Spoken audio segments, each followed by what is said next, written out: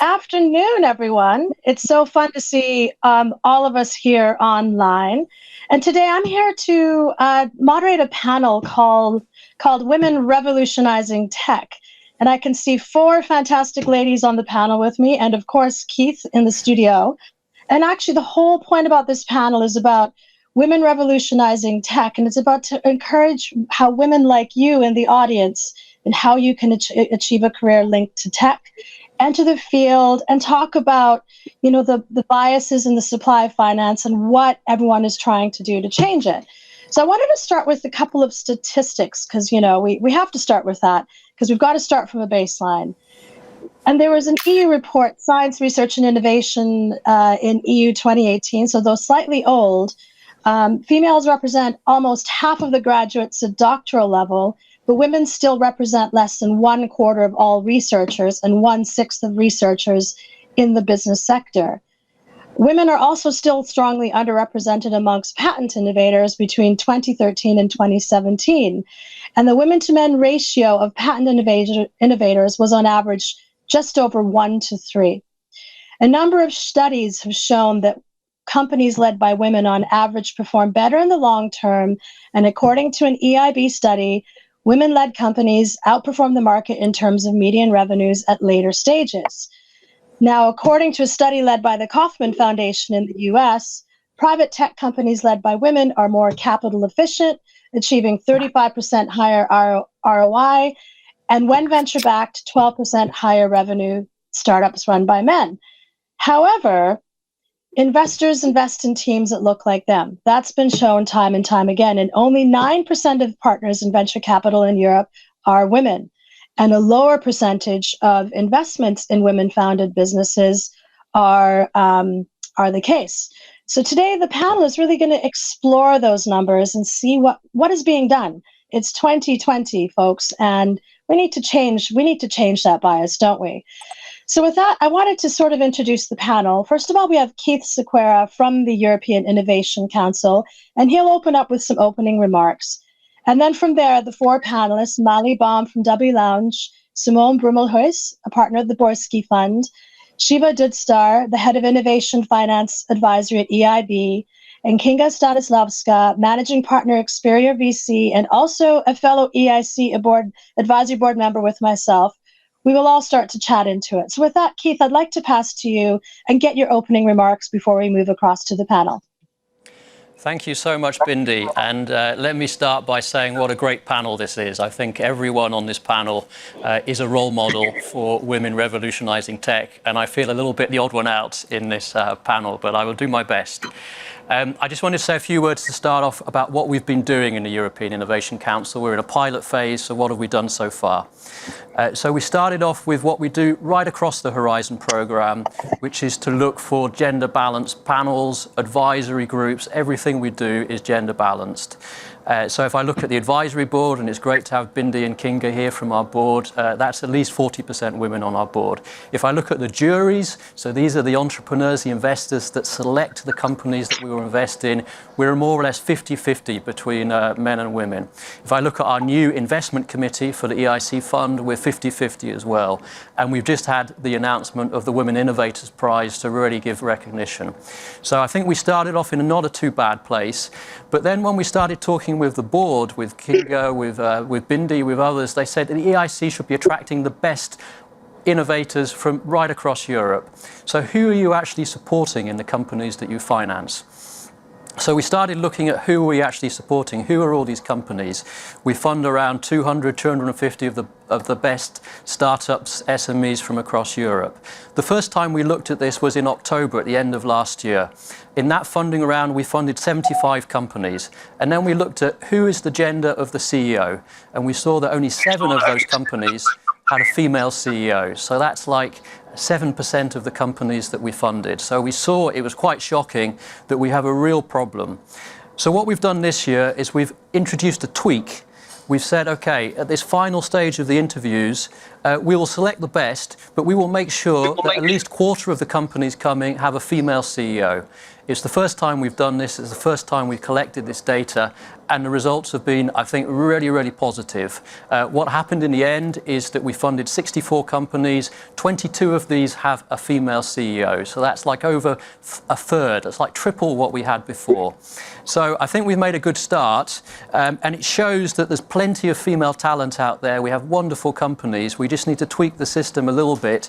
When we made the final decisions, these were the best companies. There was no gender consideration when we selected the final companies.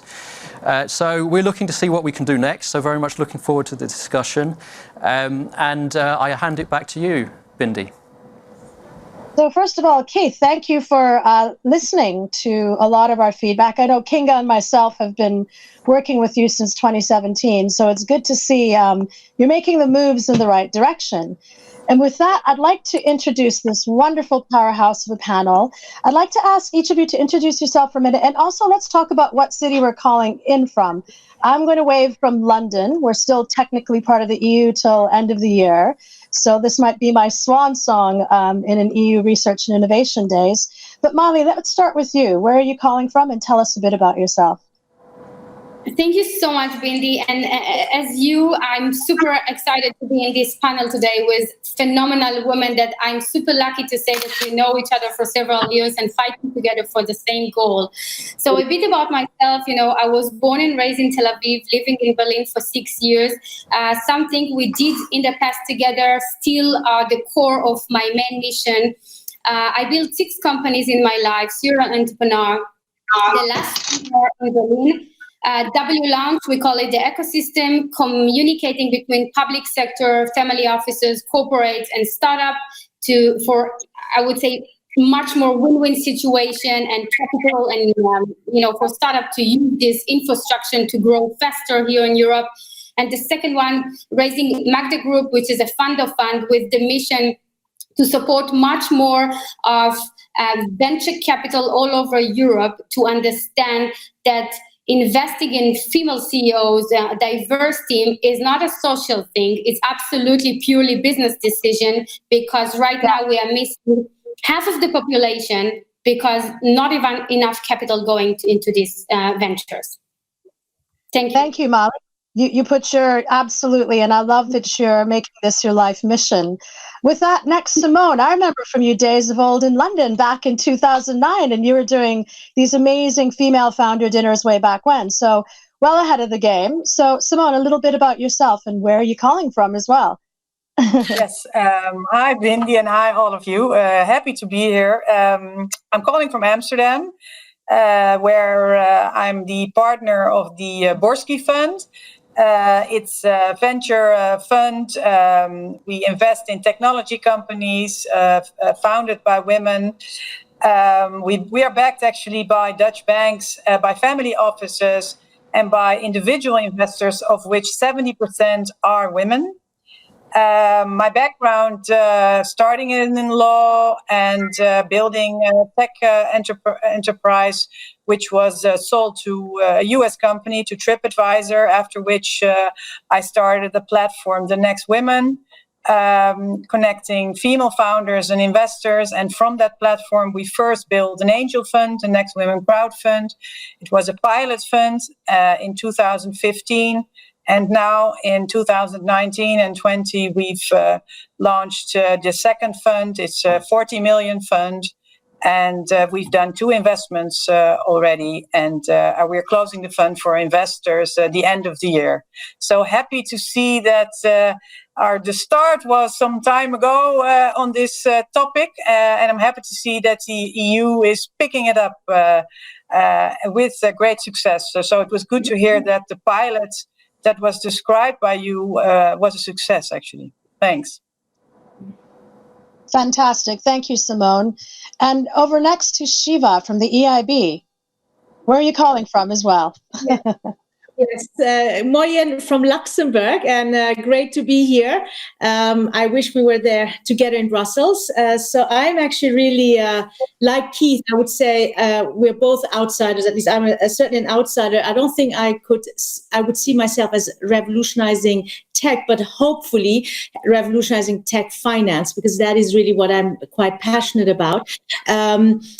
for us at the European Investment Bank, this is actually a really exciting time to be part of not only EIC, but also part of how the EIC can indeed really tap into this huge opportunity that female entrepreneurs bring to the innovation space. For me personally, this is actually a really sweet spot of bringing finance, innovation, and gender all together. We have recently published this report, as I do a bit of advertising for a report, which is on our website. And I hope that you will, many of you will go and download it after this panel.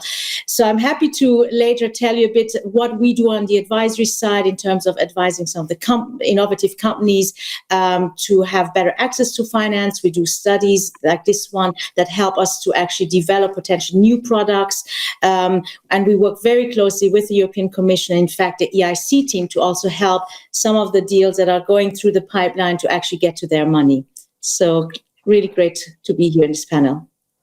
Great, thank you. And last but definitely not least, Kinga, one of my fellow board members, and I've had the pleasure of sitting with you on the board for the last over 3 and a bit years. So over to you, Kinga. Tell us about yourself and where are you calling from? Hi, everyone. Good afternoon. I'm sitting in Warsaw right now. It's a great sunny day. A few words about me. I've now worked in 5 countries in investments and technology. Right now, I am running a venture fund in Warsaw called Experior. It was the first fund that was funded, managed, and that fundraised that was run by women. That was back in 2013. Since then, we've made a number of investments into female co-founders, and actually one of our most successful companies has founders. We're very proud of that. The other change in the ecosystem that we have been heavily working on is putting women as independent board members into our startups. And that's something that I really believe in. We've managed to put about 40% of our startups now have women on the board. So I think that's a huge result. And I'm also the founder of a platform called European Women in VC, which is currently broadcasting interviews with very successful venture capital women on YouTube. So just this morning, I was talking to Janneke Niesen from Capital T. Last week, it was Dawn Capital from London. So please watch us. For me, the idea of supporting women in venture is super important. I think we really need more female investors, angel investors, and GPs, and that's why I'm very happy to be here this morning. Great, thank you. And with that, jumping directly into the panel, I'm going to do this in 2 ways. I'm going to start with entrepreneurs, and then I'm going to finish with the investors, because they're the 2 key elements of this ecosystem. Now, as Keith said at the beginning, the EIF are starting to come up with a gender lens policy on their investment strategy. And I can see from Shiva that the EIC from Keith, and from Shiva, it's the EIF. They're coming up with gender lens policies on their investment strategy. So the first couple of questions are on the benefits of such a strategy and where has it proven to work? Because it's only starting to happen in 2020. So how are you going to know this is working? Outside of the EU and Canada, the Wharton report on VC funds have shown that the number of funds with gender lens strategy is growing. However, in Europe, this is only a moderate growth. So I know certainly in the areas that I've worked in, funds are only starting to look at ESG and only starting to really look at the metrics of number of female founders or female members of founding teams that they're putting through. So why is this the reason in Europe? Why are we so far behind other countries? And I'd like to start with you, Simone, because I know this has been a passion of yours since forever, like way back when I met you in London in the Next Woman days in 2009. And then after that, as Shiva, I'd like to pass to you about some of the numbers you're finding from your Financing of Women-Led Companies report. So Simone, let's start with you, please. Okay, yeah, thank you very much. And I must say that this is a topic which I've been involved in indeed for some long time. And I think that right now is really the moment for the European Commission and for the European Investment Fund to introduce that gender lens policy, because not only is there an abundance of female founders who are ready for finance, not only for angel funding, but to move from startup to scale up, and that really needs finance, and it hinders innovation if we are not adopting that gender lens policies, because we see that women build different types of companies, and it means also that a lot of the venture funds are backing companies with a traditional view on venture-backed companies, software as a service, while women build companies, femtech, the future of education, the future of fashion tech. There is a lot of things to do, and if we don't have that gender lens policy, then we hinder the innovation. And why is it? I think because for a long time in Europe, we thought that there was not an issue with the funding. There was no funding gap, even though we knew from the US already that over there 5% of the funding is going to female founders and 95% is going to all male teams. And the Atomico report and some other reports have now indicated that actually it's the same in Europe and in the US, you see, and in Canada. If you do this identity politics and you really facilitate financing for female founders, then you will have more innovation, you will have a less funding gap, and it will really, it's good for the economy. And right now, it's the time to do this. Thank you, Simone. And with that, Shiva, I'd like to pass over to you, because I'd like to hear a bit more, if you can, in like 2 minutes, sort of summarize some of the high-level findings of the financing of women-led companies. And then, Kinga, I'd like to pass across to you, because again, as a proper VC investor, you'll have some fantastic views on this as well. So Shiva, tell us a little bit about the report. Indeed. So, I think our report is one of those, I guess you hopefully come out with this report as a glass half full message. However, when you look at the data, there is clearly also a glass half empty situation, meaning the situation, though improving, so the number of female-led companies, the pool in Europe has grown. The numbers that we have in the report are sort of showing from 23 to 32% in terms of sort of the pool of companies from 2010 to 2017, for instance. Having said that, it is still a relatively small base, and hence generally, so upward trend, but from a small base. There are definitely challenges that are there, and the report highlights them. They start all the way, I think also Simona was saying, that indeed you have women entrepreneurs are active in a space that generally is not always is not as friendly for early stage investments. Indeed, the market is generally more fragmented. The capital is not as deep as in perhaps the US. But I think indeed there are biases, and they are from both sides. What we have uncovered in the report is that there is, on the one hand, a potential bias from the supply side, but very often we have also uncovered that either it's a bias or a lack of understanding and awareness that there are exciting financing programs. Look at the EIC now and other funders that are really looking at this space. So there is not necessarily that awareness that there are opportunities. And then there's this calculation of, is it worth my time to go through all of these extra administrative hurdles to apply and so on, and what do I get for it? So certainly what the report has given us as feedback is, in order to improve our own, let's say, footprint, and this is now from the European Investment Bank's perspective, of having more women-led companies in our portfolio, we absolutely have to do more proactive advisory support. So actually the fact that we, this is coming out of the advisory where we are, in a way, demand-driven, looking at who we can help, we actually are looking at it. Let's not just wait for people to knock at our door. Let's actually proactively reach out to women-led companies, invite those who are out there to reach out to us, and really make sure, one, the information gap is bridged so that they're aware of all the various sources of financing like the EIC, because some of them are new, and that they also are well prepared, that they get to the extent all the necessary guidance, just like anybody else, but get all that guidance and have the best case put forward. The report then, I will just very briefly just conclude, but we will go into that later, is of course also looking at the supply side and the importance ultimately of how having more diversity on the investment teams will ultimately, bring also more demand for such financing. This is where really, I think, where we need to tackle it systemically, supply, demand, ecosystem through forums like this one.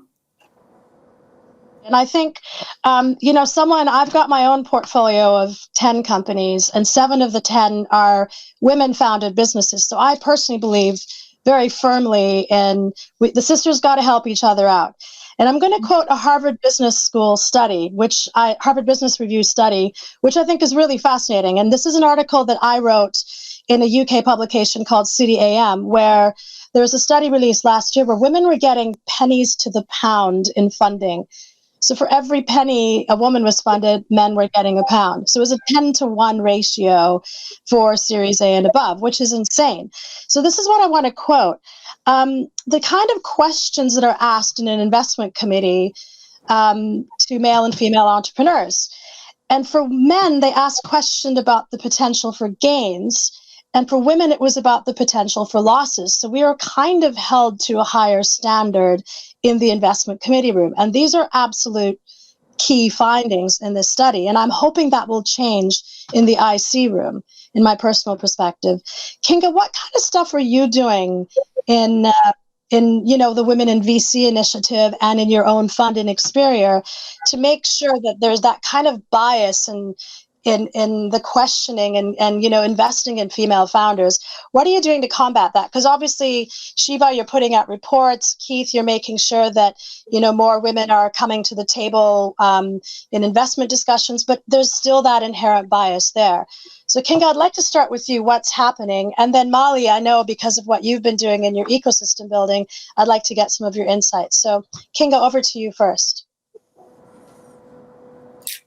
Okay, well, we think that the whole ecosystem is both going from down to up and from up to down, and both those directions are super important.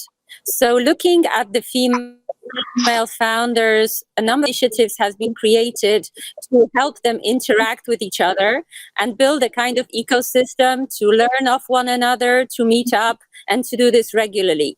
We are doing this as VC partners, helping them to get together and to have an interaction between the venture capital world and the female entrepreneurs. And that's something that is super important.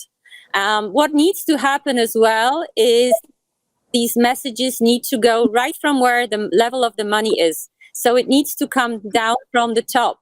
And I think this is something that we are still missing in Europe, that still needs to be measured, needs to be communicated, and have a clear strategy. So we are looking towards those with the money, the fund of funds, the limited partner, to huge focus on saying, look, if we fund more diverse management teams, they will in turn fund the diverse. And this is something that needs to happen, and it really needs to happen in 2020. Yeah. So the answer is a lot more mentoring needs to happen. Molly, what are you seeing out there? Because I'll save this for the next session about venture capitalists, investors, and LPs, but what are you seeing in terms of funding gaps with female-founded businesses and diverse teams? And I think personally, my observation is pre-seed and seed, we're seeing a lot of funding, but actually in growth post-Series A, we're not seeing as much. And quite frankly, the VCs are saying, well, the growth metrics required for funding a growth round, they're just not meeting that metric yet. What do we do? What are the gaps to get women to hit those growth metrics? Because, sitting in a growth fund, we have pretty strict views on what the metric needs to be to fund them to get to the next level of growth, to go from 10 to 50 to 100 million revenue. So Molly, what are your points of view on that? Thank you, Bindi, for this question. I would like to, first of all, say, like Kinga, it has to happen 2020. There's no other time. This is our, moment of Europe to lead in this case. We see what's happening in the other ecosystem, and being and work in other ecosystem like the US, Asia, of course, Israel, as I mentioned, and now Europe. Probably gave me a lot of a big picture overview what we are missing here. And as you said, like W launches an ecosystem became a solution for many investors, public sector, and definitely also female founder and also male founders, and sharing with us their obstacles. So you're right, Bindi. Usually it's easier. It's not necessarily easy, but it's easier to go for the seed round levels, so the smaller ticket size. But eventually, what I'm, as a person, I would say my own mission, make sure that those companies are able to grow, are able to win their growth level, because as a former, or I would say serial, we've been there, done that. This is the painful place. We need to be there to close this gap. And I know that the European Commission, the EIC, is working very hard right now. And now Eva is here also on the panel with us, which is great, because this is exactly where we need to hit to close this gap and to not lose these companies from staying Europe companies by going to Asia to actually be able to grow, because they need the higher ticket, the higher amount of investment, which comes with a lot of different aspects. As an Israeli, I would say we all go directly to Silicon Valley and the US. This is the place for us to feel very comfortable to raise. But being in the European Union and Europe, in Germany for the last 6 years, was only showing me that we do have all the ingredients to make it a really successful.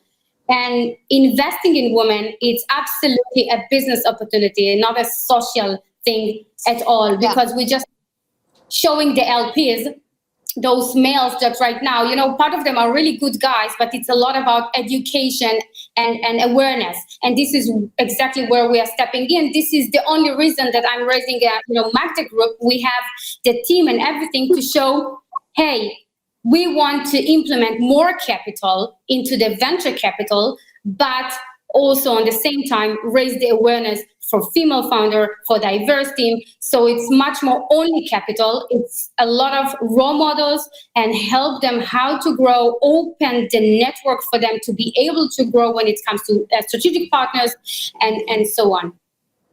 Yeah, and thank you for that, Molly. I think one of the observations I would make is a lot of female founders I speak to here in the UK, the ones that have gone on to raise big rounds, they say that it worked because actually the early ecosystem helped them. So and that's what EIC and EIB need to step up and do. And that's what the seed funds and the pre-Series A funds need to do. Because what they did is they unlocked doors and included advice, mentoring, connections, guidance from those relationships that really, really helped out. So I think that's very important, is let's sort of shore up the early stage ecosystem so that we can get these companies ready for, longer term investment, and particularly when they get to growth. So I'm going to switch across to VCs, investors, and LPs, because we only have about 6 or 7 minutes left before we open the floor to questions. And this is something that, Kinga, I know you've been passionate about for a very long time. I'm a venture partner at a big fund in London, Draper Esprit, but I'm only there part-time because I'm taking the time to pursue my own entrepreneurial ventures. So what's been great is I've been able to operate at that level, but I'm also part-time building a deep tech company. So that's kind of fun, that kind of role. But being a full-time female GP at a VC fund that sits on the investment committee, those are single-digit percentages. And here we have Kinga and Simone who have done it. And so I want to know what needs to be done to increase that number. Just give me a little bit of insight about how both of you did it. I have to say, knowing both of you quite well, you just have the chutzpah and the guts, and you've got such tenacity, and that's why you've done it. But what can you do to inspire other females that are looking to get into the space? because actually more money to women like you with the kind of points of view you have means that's going to open up the earlier stage ecosystem. So Kinga, I'm going to start with you. Okay, I wanted to actually say here that it's super hard to fundraise as a woman. Somehow, venture capital funds run by men fundraise 400, 500 million euros, and the ones that are managed by women fundraise 10, 20, 50, and if they're lucky, 80 million euros. Somehow, this is not a repetitive situation. And why is that? Well, I really think that everything that we are talking about starts from the top. The largest investor in Europe, the largest anchor investor, the largest LP is part funded or mostly funded by the European Commission, effectively by taxpayer money. That's the EIF. And the EIF still has to create a real gender policy in terms of investing and supporting the venture capital ecosystem. Unfortunately, there is no KPIs, there is no measurement, there is not really anything public out there other than sort of soft messages of support that is coming out of the largest anchor investor, who could at this point in 2020 set a new standard that investing in email, investing in diverse teams, diverse management teams at the VC level is really going to finally change the bro culture which has been out there, and really allow emerging managers to have more interesting, more future-oriented, more impactful investment thesis, which will make actually the world a better place. So I really firmly believe it starts with where the money is. And unfortunately, we don't have in Europe that many fund of funds that could implement this strategy. So really, we are with one anchor investor and then some national funds like BPI France or KfW that are supporting local ecosystems. We don't have a number of very large fund of funds that we could go to that could get together and form this kind of strategy. So at that point, we're all looking towards I wanted to add that there was a really good article that Lilia Pavlova, who's a member at EIB, just wrote recently about the topic just a few weeks ago. So I would highly recommend that, because that exactly addresses these points. So I'm so happy to see that the EIB is in firm support of this. And also it's great to see that in our advisory group, where Bindi and I are members of, but also we're there with Keith and others who are really firmly supporting the idea of having more general partners at VC level who are diverse and who are females. Yeah, excellent. And Simone, you've had a long journey as well. It's taken you a long time to get from, when I saw you in London running this incredible network to raising a 40 million euro fund now based in Amsterdam. So I guess, what are some of the lessons learned? And I'm going to refer back to this Harvard Business Review study, which was, I think, the same findings that applied to women founders also apply to women GPs. More often than not, we have to find out, we have to prove what we've done as opposed to prove our potential, which is fine. You can be a 28-year-old male from a certain class and get the 50 million euros because, he's got potential. But we as women in a certain age bracket have to prove we've done it before and have 20 years of experience before we can actually get that same kind of cash. So Simone, what is your perspective on that? And then after that, we don't have much time. I'm going to switch across to Molly and Shiva to sort of talk about it from the LP perspective, because I think a lot has to be done structurally from the top as well. So Simone, first you, and then Molly, and then Shiva. Okay, Bindi. So 10 years ago, when I was in London, I wanted to build a fund investing in women-led companies. And at that time, I had a discussion with ex-my Reshma Sahoni of Seed Camp. And she said to me, Simone, you're not a young MBA and you have not sold your business yet. So you're not going to get that money from the LP. So I said, okay, well, then I will build the deal flow first. I will sell my company. a young MBA, I won't become anyhow, but I will just build a big deal flow of female women-led companies, a lot of female investors. So I tracked all the women who have sold their businesses like I did, who wanted to go into investing. And that's how I built the first angel fund, which was $1 million fund. We invested in 30 companies. When we saw that there was ample deal flow to build a much larger fund, I was looking for anchor investors, and indeed, I do think that there is a bias for emerging managers. Even though my business co-founder is Laura Rosenboom, and she manages 350 million in sustainability funds in the Netherlands. But still, we found as we were fundraising for a first fund.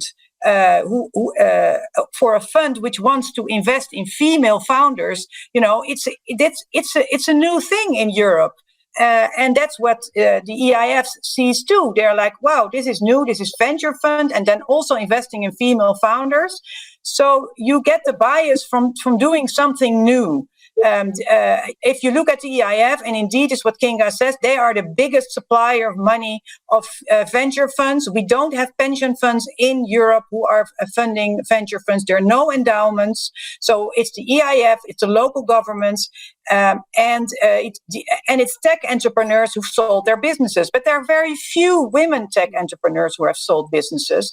And a lot of male entrepreneurs who've sold businesses, they don't invest particularly in a fund which invests in female founders.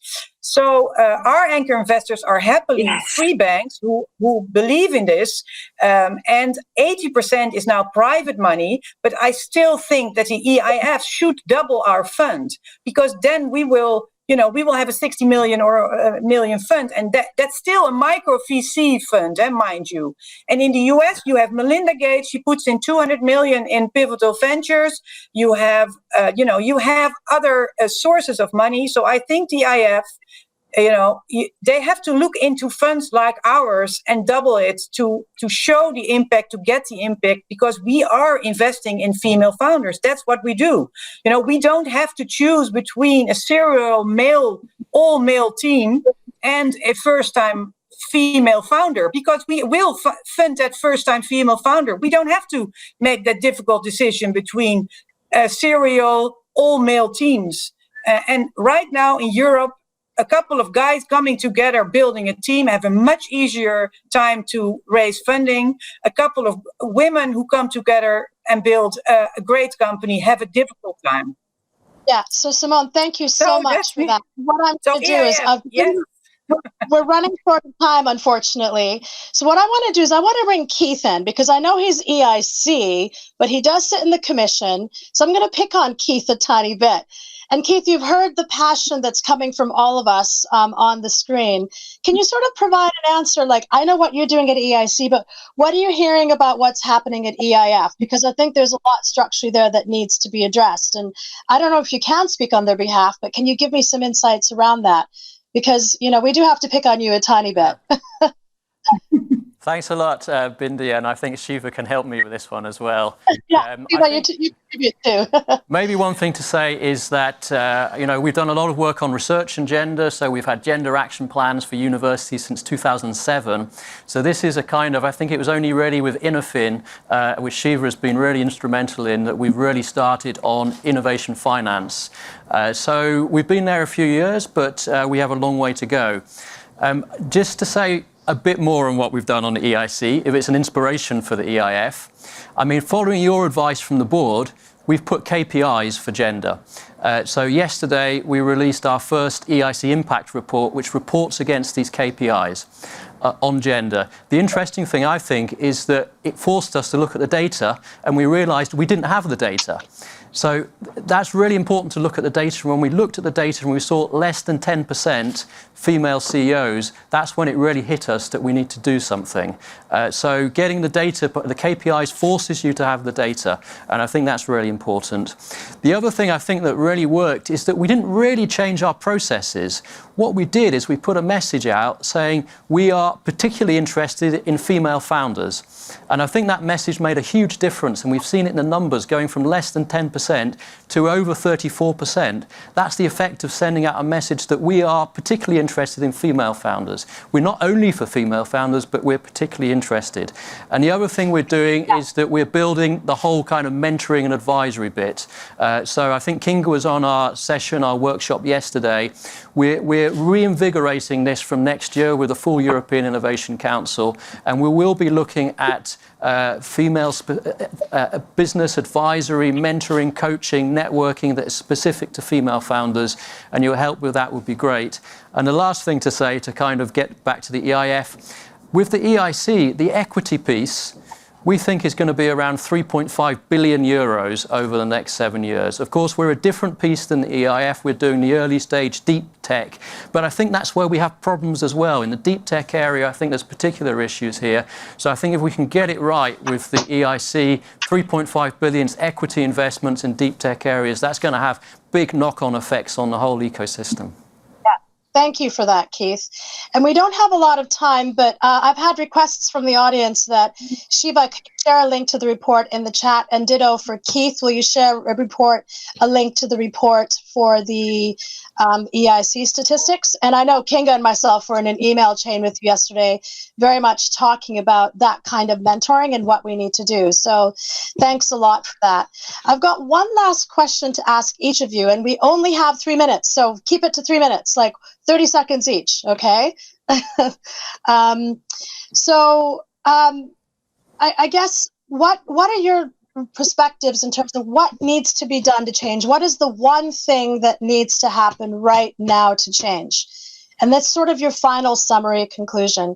Somali, I'm going to start with you, and please keep it short because we don't have much time left, sadly. I will. Well, thank you. Something that you mentioned that I want to bring maybe a different perspective. First of all, when it comes to fundraising for female funding raising, it's also, don't forget that we do have the US and Asia, which we not tend to use, but I work in this ecosystem, and there's a lot of money that's willing to step in a smart way to Europe as well.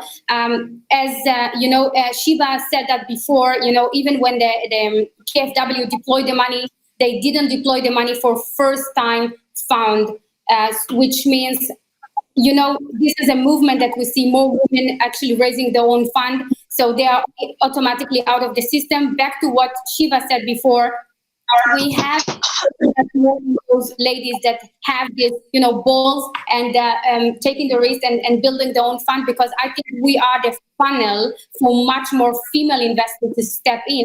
And I will tell you, as a personal, I would say, mission, being very proud jury of the EIC, my responsibility is also bringing a lot of pipeline for female founders to select. Thank you for that, Ali.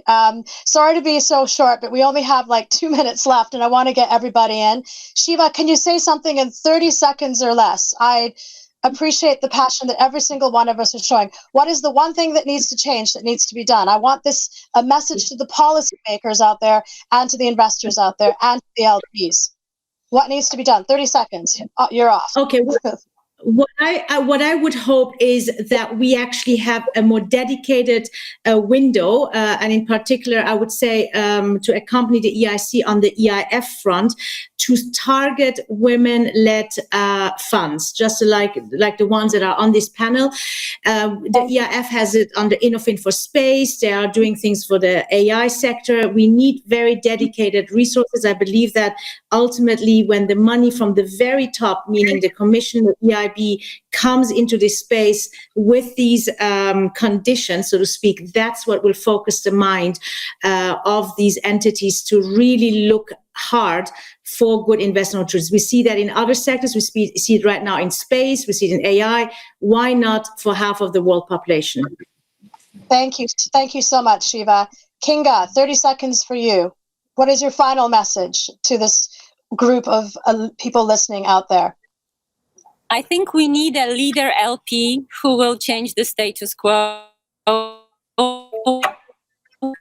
be institutional or like a European Million Gates, who's going to say, I am going to put the money there, I'm going to report, I'm going to KPI, and I'm going to make this message speak to the world that I am doing this. So I think you need a leader who will say, this is the golden standard in 2020, in the 21st century. The golden standard is I invest in diverse team and I invest equally.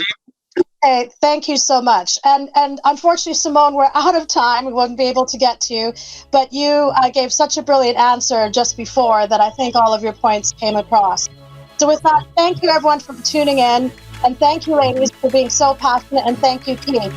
I wish you have a good day. Take care. Bye. Bye.